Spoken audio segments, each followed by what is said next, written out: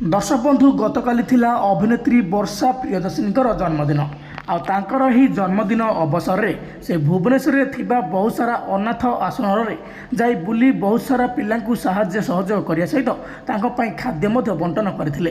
अभिनेत्री वर्षा प्रियदर्शिनी प्रतिवर्ष जन्मदिन में किसी न किसी समाज पाई भल काम से घर घर बुली दुखी रंगी सेवा कर जन्मदिन टी से बहुत स्पेशल मनाउथिया बेले मन में एबे भी रही आसी गोटे दुख से वर्षा प्रियदर्शिनी सबुबले अनुभव महांती एवं तांको परिवार सहित जन्मदिन पाली आसुथिले।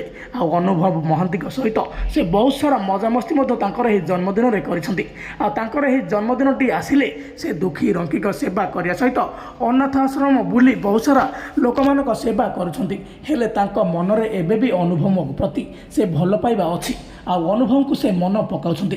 एमिति किछि दृश्य काली जन्मदिन में देखा मिलता।